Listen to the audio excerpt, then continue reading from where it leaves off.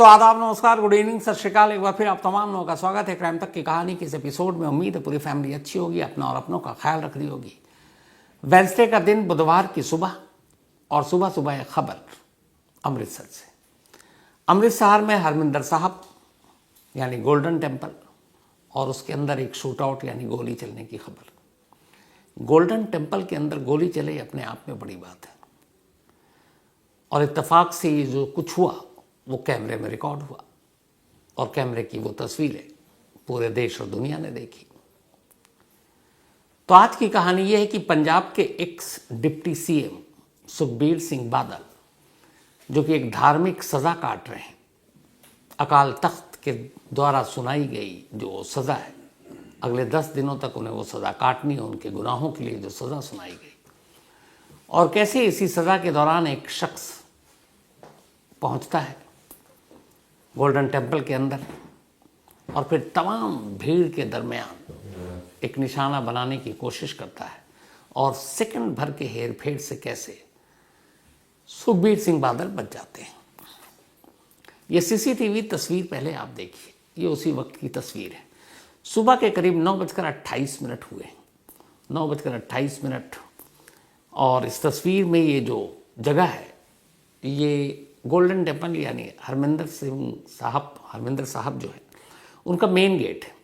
और उस गेट के आप देखेंगे तो दाहिनी तरफ व्हील चेयर पर एक शख्स बैठे हैं। ये कोई और नहीं, सुखबीर सिंह बादल हैं, पंजाब के एक्स डिप्टी सीएम और अकाली नेता।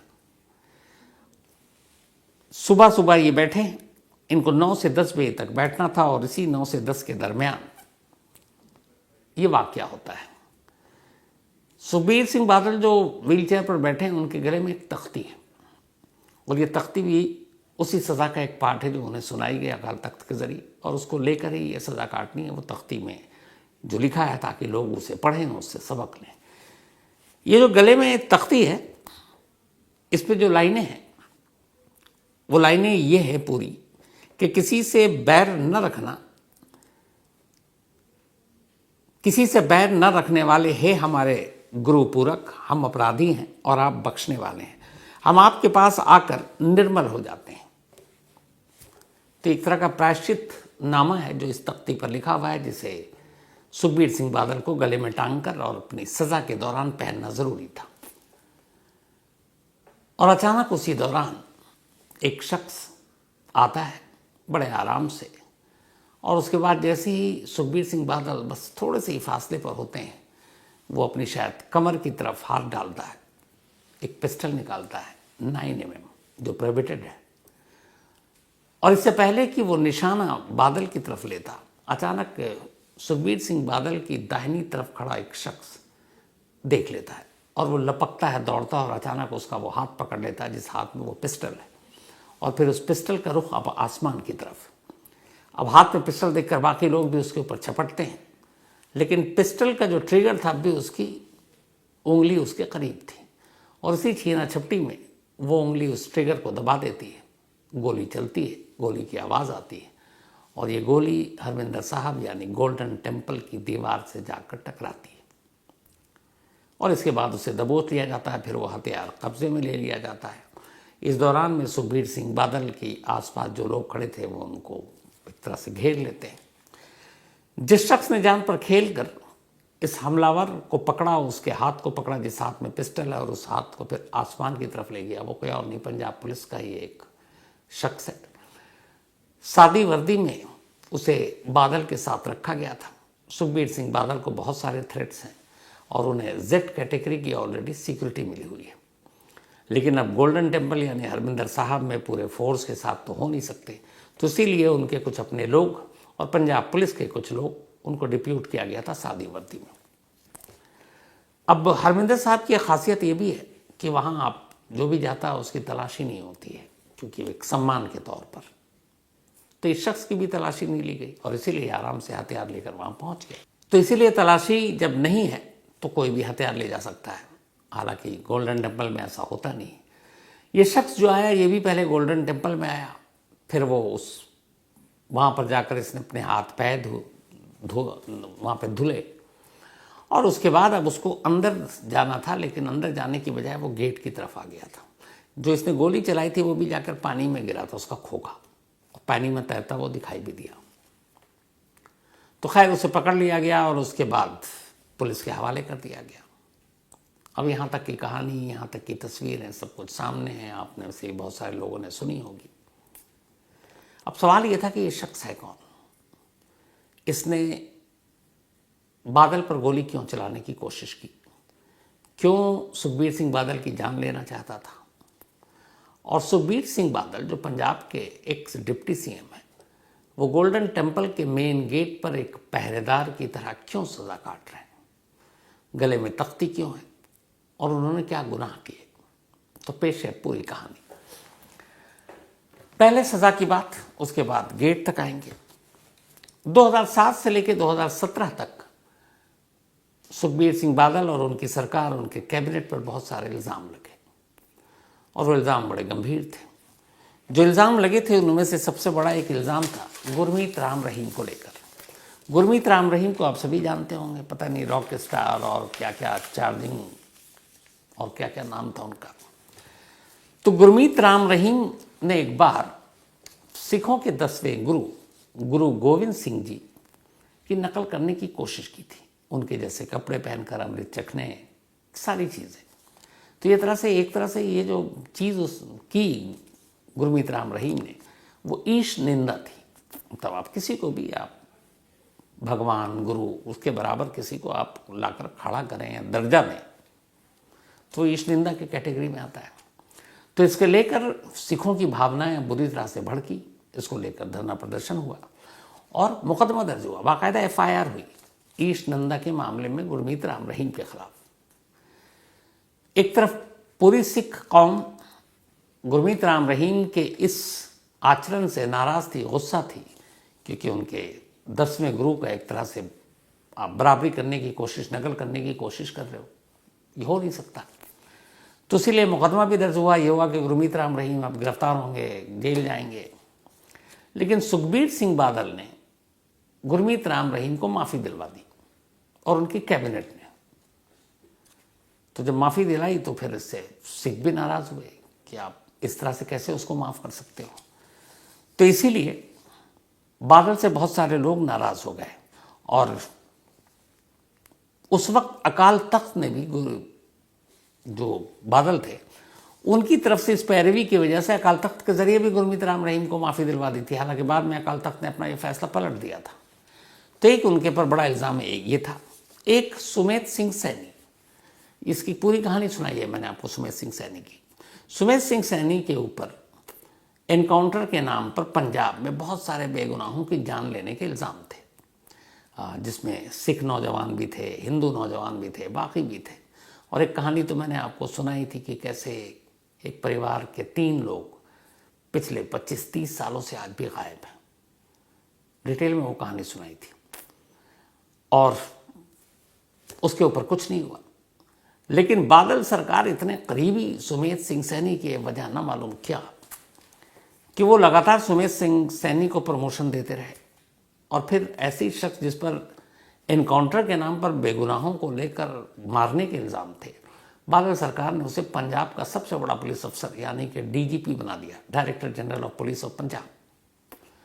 तो इसको लेकर भी सिख नाराज़ हुए कि ये क्या है, ऐसा होना नहीं चाहिए। इसके अलावा एक और बेअदबी की घटना हुई थी।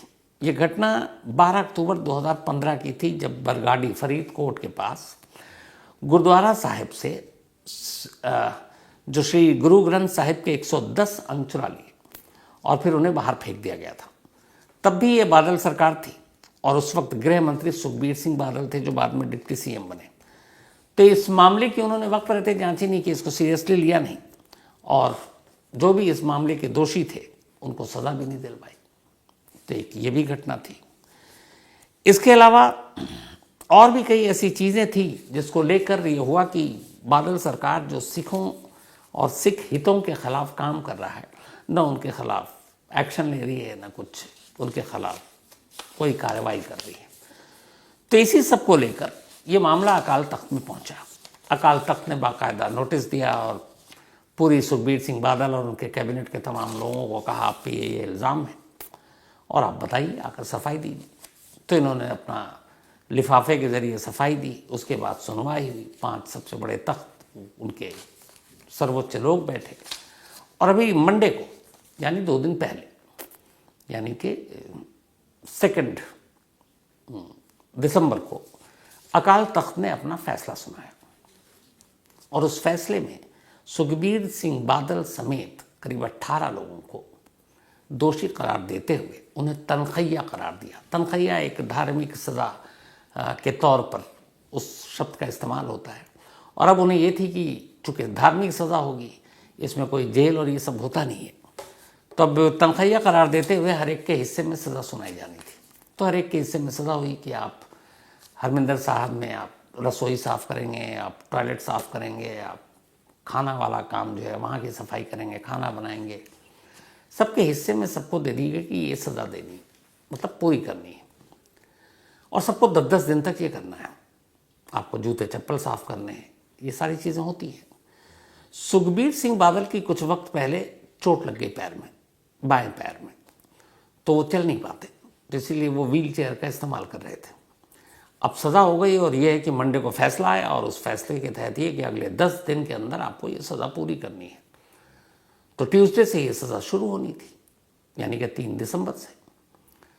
अब सज़ा तो सज़ा थी, पूरी करनी थी। तो फिर ये हुआ कि ये चल नहीं पा रहे थे, इनको क्या काम दिया जाए।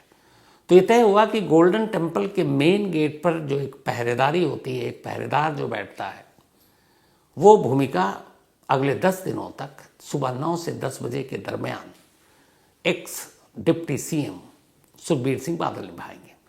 तो उन्हें वही पहरेदार की पोशाक पहनाई गई, वही नीले कपड़े, ड्रेस, और साथ में गले में वो तख्ती, एक तरह से माफ़ीनामा वाला, और फिर वही व्हील चेयर पर वो गेट के पास बैठ गए।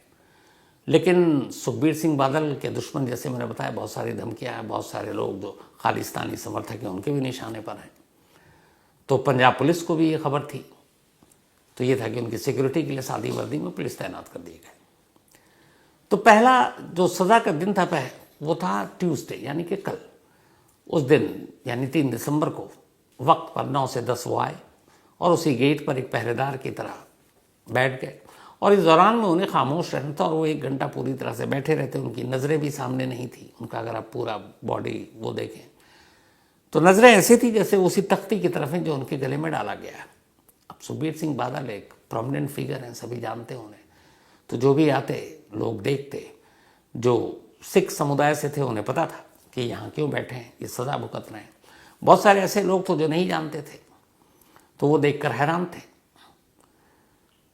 पहला दिन 9 से 10 यानी कि ट्यूसडे को ठीक से गुजर गया। उन्होंने 1 घंटे की सज़ा काटी, और उसके बाद थोड़ी देर के बाद उन्होंने जाकर रसोई की सफाई की और फिर चले गए। बीच में यह भी था सज़ा का पाठ कि इन सब करने के दौरान में 1 घंटा उन्हें कीर्तन भी सुनना है, तो उन्होंने वो भी सुना। अब आया सज़ा का दूसरा दिन, अभी पूरे 10 दिन काटने थे। तो आज यानी कि वेडनेसडे को, यानी कि 4 दिसंबर को सुबह वक्त पर 9 बजे से पहले ही वो पहुंच गए गोल्डन टेम्पल, वहाँ के मेन गेट पर, वैसे ही जहाँ कल थी। अपनी ड्यूटी संभाली, व्हील चेयर पर बैठ गए और पहरेदारी शुरू कर दी जैसे पहरेदार करते हैं। अब जब वो 9 बजे के ठीक साथ शुरू हुआ तो बहुत सारे लोग आने जाने लगे। एक महिला आई इसी दौरान। उस महिला ने देखा कि गेट पर एक बुजुर्ग शख्स बैठा है और गले में वो भी है। उसे धोखा हुआ, उसे लगा कि ये कोई मतलब एक तरह से हरमिंदर साहब के ख़ास लोगों में से हैं, तो उसने बाकायदा उनके पैर छूकर आशीर्वाद लेने की कोशिश की। तभी बाकी जो आसपास खड़े थे उनको फिर बताया गया कि ये वो हैं और सज़ा काट रहे हैं, तो बेचारी वहाँ से हट गई। इसके बाद बहुत सारे लोग आते गए, गुजरते गए, देखते गए। अच्छा, अखबारों में भी खबर थी तो बहुत सारे लोग देखने के लिए भी आ रहे थे कि पहरेदारी की सज़ा, एक पहरेदार के तौर पर एक राज्य का मतलब डिप्टी सीएम आज एक जगह पहरेदार की सज़ा काट रहा है, तो वो भी देख रहे थे। भीड़ भी थी, सुरक्षा गार्ड भी थे, पुलिस वाले भी थे, सब कुछ ठीक चल रहा था। तभी 9:28 पर एक शख्स पहुंचा और उसने पिस्टल निकाली और गोली चला दी। और उसके बाद जो हुआ मैंने आपको वो सारी चीज़ें तो बता दी। अब सवाल ये है कि ये शख्स कौन था जिसने गोली चलाई। इस शख्स का नाम है नारायण सिंह चौरा। नारायण सिंह चौरा वो शख्स है जो सुखबीर सिंह बादल और बादल परिवार को शुरू से सिख विरोधी मानता है और कहता है इस परिवार ने ऐसे बहुत सारे काम किए हैं जो सिखों के हितों के खिलाफ है। और नारायण सिंह चौरा काफ़ी वक्त तक जेल में रहा। इसके ऊपर इल्ज़ाम है कि ये पाकिस्तान भी गया। खालिस्तान समर्थक एक गुट है जो थोड़ा सा अफेक्टिव उतना नहीं है, निष्क्रिय है, जो उसका सदस्य रहा। और बुड़ैल जेल जो ब्रेक हुआ था, बहुत चर्चित, जिसकी कहानी भी मैंने आपको सुना रखी, उसमें भी ये अक्यूज था। हथियार, टेररिज्म, इन सब मामलों में बीच बीच में ये गिरफ्तार हुआ।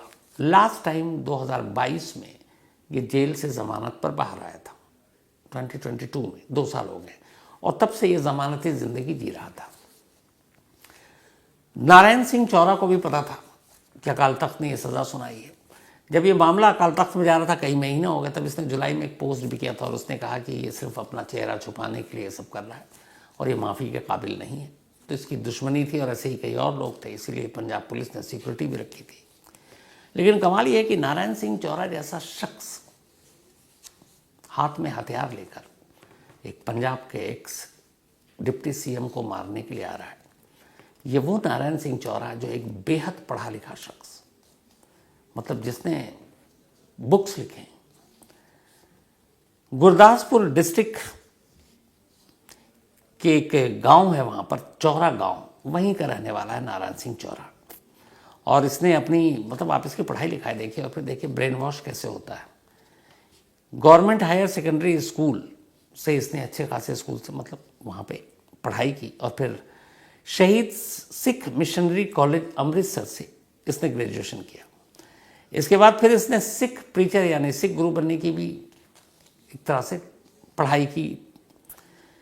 फिर इसने ज्ञानी की डिग्री ली, ये भी एक धार्मिक डिग्री है, पंजाब यूनिवर्सिटी से। और उसके बाद पॉलिटिकल साइंस में मास्टर किया इसने। फिर इसने बहुत सारे बुक्स लिखे, आर्टिकल लिखे, पोएम लिखे, नॉवेल लिखे और बाद में एसजीपीसी का ये प्रीचर भी बना। अब यहाँ तक सब कुछ ठीक था, लेकिन फिर बाद में धीरे धीरे इसके रास्ते खालिस्तान समर्थकों के तरफ मुड़ते गए और उसके बाद ये अलग अलग कई ऐसे समर्थकों और संगठनों के साथ जुड़ता गया। फिर इसने पाकिस्तान जाकर ट्रेनिंग ली, पाकिस्तान से वापस आया और पंजाब विरोधी और खालिस्तान समर्थक बहुत सारे ऐसे मूवमेंट में ये शामिल रहा। बीच बीच में पकड़ा गया, जेल गया, फिर बाहर आया और 2 साल से बाहर था। बट इस पूरे मामले में सबसे हैरानी की बात यह थी कि जो पिस्टल इसके पास था, जिससे इसने सुखबीर सिंह बादल पर गोली चलाई, वो 9mm की पिस्टल थी। 9mm की पिस्टल हमारे यहाँ प्रोहिबिटेड है। या तो फोर्सेस, आर्म्स फोर्सेस या पुलिस सिर्फ 9mm पिस्टल का यही इस्तेमाल करते हैं।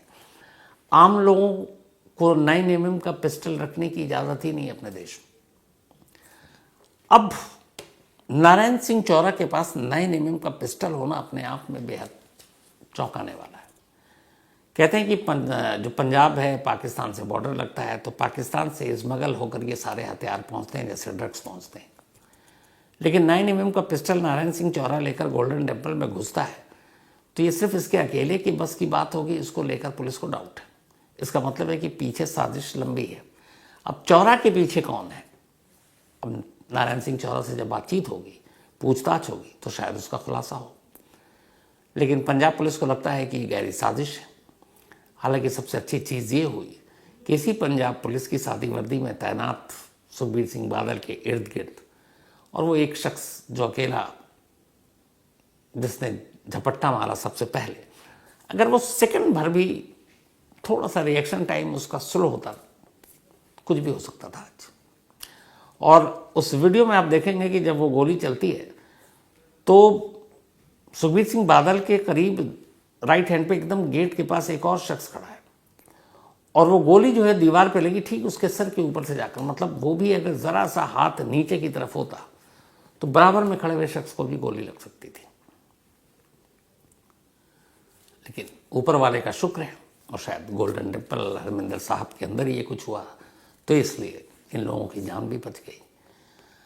अब क्यों, कैसे, कौन कौन लोग पीछे हैं, इन सारी चीज़ों की इन्वेस्टिगेशन शुरू हो गई है, जांच जारी है।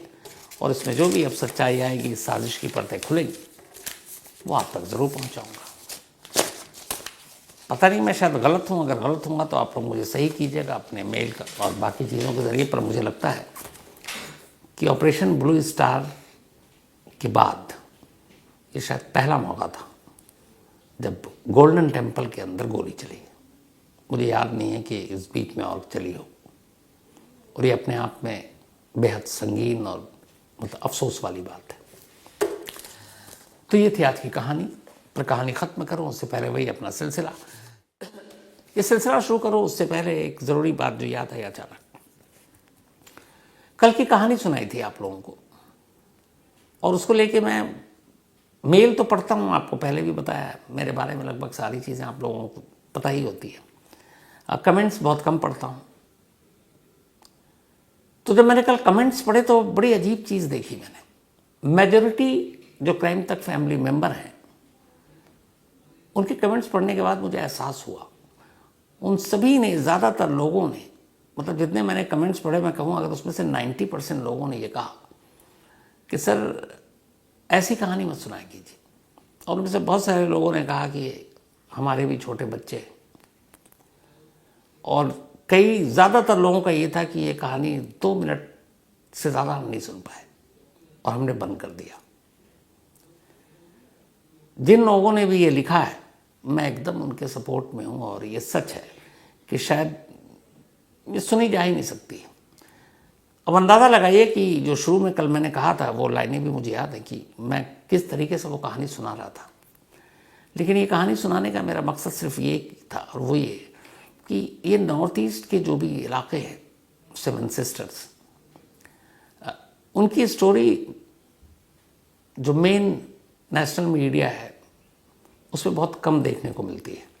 और मेरी जो क्राइम तक फैमिली मेंबर हैं उसमें से एक बहुत बड़ी तादाद नॉर्थ ईस्ट से भी है, और उनके बहुत सारे मेल आए, तो मैं इग्नोर नहीं कर सकता था। उसमें से ज़्यादातर मेल ये था कि ये इस स्टोरी को आपने दिखाना चाहिए, बताना चाहिए। खुद मेरे एक ऑफिस में इसी मणिपुर से हैं, उन्होंने मुझसे स्पेशली कहा था लास्ट फ्राइडे को कि आप एक बार, उन्होंने ये नहीं कहा कि आप इसको सुनाएं, उन्होंने कहा कि आप एक बार पोस्टमार्टम रिपोर्ट सिर्फ पढ़ लीजिए, बाकी आप फैसला। और यकीन मानिए जब मैंने पढ़ा तो फिर मैं रोक नहीं पाया। हालांकि मुझे लगता है कि ऐसी कहानियों से बहुत डिस्टर्बेंस होती है, इंसान डिस्टर्ब होता है, फैमिली वाले जिनके बच्चे हैं। लेकिन क्या कीजिएगा, हमारे आसपास अगर ऐसी चीज़ें होती हैं तो हम उससे आंखें भी नहीं मूंद सकते हैं, और ऐसी चीज़ें ना हो सिर्फ यही दुआ कर सकते हैं। तो मुझे ये पता चला कि हमारी पूरी क्राइम तक फैमिली मेंबर ठीक मेरे ही जैसी बहुत इमोशनल है, और इसीलिए उन तमाम लोगों ने ये चीज़ें लिखी थी। बीच में कहीं कुछ कन्फ्यूज़न भी हो गया था, कई जगह मैं जो कुकी या फिर नगा या फिर मैतई में थोड़ा सा कंफ्यूज हो गया था इन नाम की वजह से। तो और एक जगह एक करेक्शन ये भी था कि वो जो फोर्सेस के साथ जो लोग मारे गए थे वो मैतई थे, कुकी नहीं थे। तो खैर अब वही सिलसिला अपना। आज अभिषेक शर्मा है, इनका बर्थडे है, तो हैप्पी बर्थडे अभिषेक जी। और ये भेजा है सुमैल सिंह ने। साथ ही निखिलेश कुमार, इनका भी आज जन्मदिन, तो हैप्पी बर्थडे निखिलेश जी। और ये प्रीति बिस जी के हस्बैंड हैं, और प्रीति जी ने मैसेज भेजा है स्पेशली निखिलेश जी के लिए, और वो ये कि मैं आपसे बहुत प्यार करती हूँ और आखिरी सांस तक आपके साथ ही रहना चाहती हूँ। तो निखिलेश जी आप इतने लकी हैं, देखिए आपको इतनी प्यार करने वाली बीवी मिली है। हालांकि तमाम बीवियाँ अपने पति को ऐसे ही प्यार करती हैं, पति भी करते हैं। तो हैप्पी बर्थडे निखिलेश जी। साथ ही जुबली टोपनो, इनका भी आज बर्थडे है, तो हैप्पी बर्थडे जुबली टोपनो। और ये सेतेंग टोपनो की सिस्टर है। केविन कार्तिक का भी आज बर्थडे है, तो हैप्पी बर्थडे केविन। और ये विजय कुमार बार्ले ने भेजा है, और उनकी दादा दादी ने विश किया है। सामर्थ दुबे, इनका भी बर्थडे है, तो हैप्पी बर्थडे सामर्थ। और ये भेजा है ओम पटनायक ने। दिव्या शर्मा, इन्होंने एक सवाल भेजा है। इन्होंने कहा है कि आपने साबरमती, अभी एक फिल्म आई है जो अभी पार्लियामेंट हाउस में हमारे पीएम से लेकर तमाम लोगों ने भी देखा, साबरमती फाइल्स या साबरमती केस या स्टोरी, वही गुजरात वाला जिससे उसके बाद गुजरात दंगा भड़का था। तो इन्होंने मुझसे ये सवाल पूछा कि साबरमती में ये दिखाया गया है कि कैसे मीडिया गलत चीज़ें भी पेश करती है दबाव में या फिर किस तरीके से, तो आप क्या कहेंगे। तो पहली चीज़ देवेश शर्मा जी मैंने अभी तक देखी नहीं है, मैं पक्का इस वीकेंड पे देखूंगा कि पहले तो उसमें दिखाया क्या है और फैक्ट्स क्या है। लेकिन हाँ, आपने जो कहा कि कई बार मीडिया ऐसा करती है, तो मैं ये बिल्कुल ये सच है कि कई बार मीडिया दबाव में काम करती है, कई बार मीडिया सच का झूठ, झूठ का सच भी बना देती है। ये एक ओपन सीक्रेट है कई बार, पर सभी नहीं। पर ये भी कहूँगा कि सभी नहीं तो सभी ईमानदार हैं, ये भी सही नहीं है। ये होता है, वैसे बाकी पेशे में बेईमानी होती है, मीडिया में भी कुछ बेईमानी है। इनका अगला सवाल ये था कि आप हमेशा सीबीआई की खिंचाई करते हैं या आप कहते हैं कि सीबीआई कोई भी केस ढंग से सॉल्व नहीं करती है, तो कभी आपकी मुलाकात किसी सीबीआई अफसर से होती है तो आपको कुछ कहते नहीं है, आपको धमकाते नहीं है। तो अभी देहरादून में ही मेरी सीबीआई अफसर से कई मुलाकात हुई, तो ऐसा नहीं है, उन्हें भी पता है कि वो अपना काम कर रहे हैं, हम अपना काम कर रहे हैं, और जहाँ जहाँ हमारा काम ही है उनकी चीज़ों पे उंगली करना, उठाना। अब जैसे आरुषि केस हो या निठारी केस हो या फिर अभी सुशांत सिंह राजपूत ही हो, तो इतनी सारी चीज़ें हैं, तो हम सवाल तो करेंगे। तो पर्सनल कुछ नहीं होता हमारे पेशे में। ये जितने भी अफसर हैं ये सब सीबीआई के नहीं, अलग अलग मतलब पुलिस फोर्स से ही होते हैं जिनको वहाँ भेजा जाता है। तो उनमें से बहुत सारे दोस्त भी होते हैं, लेकिन जब बात स्टोरी की होती है तो फिर दोस्ती दुश्मनी नहीं होती है, सिर्फ एक चीज़ होती है और वो है स्टोरी। तो उस पर सवाल पूछना लाजमी है। और जो सीनियर पुलिस अफसर होते हैं जनरली वो धमकी कम देते हैं। हाँ, ये करेंगे आपको कि आपका फ़ोन नहीं उठाएंगे, आपको स्टोरी नहीं बताएंगे, आपको कभी कुछ कन्फर्मेशन चाहिए वो नहीं करेंगे। ऐसा होता है, जैसे मियाँ बीवी में झगड़ा होता है तो रूठ जाए तो बात नहीं होती, तो ये भी होता है, लेकिन फिर बाद में दोस्ती हो जाती है। इसके अलावा श्रेष्ठ शर्मा, इन्होंने पूछा है बल्कि कि आपने एक स्टोरी सुनाई थी कि एक शख्स को शायद उम्र कैद की सज़ा मिली और वो अपनी पूरी ज़िंदगी जेल की बजाय अस्पताल के वार्ड में गुजार दी। वो कौन सी कहानी थी? वो अमरमणि त्रिपाठी और उनकी पत्नी की कहानी थी, जो मधुमिता मर्डर केस में पकड़े गए थे। तो वो आप क्राइम तक में ढूंढ सकते हैं, आपको मिल जाएगी। तो कहानी में आज इतना ही। अब आपसे मुलाकात होगी कल रात 9 बजे किसी नई कहानी के साथ। तब तक अपना और अपनों का ख्याल रखिएगा। Thank you very much.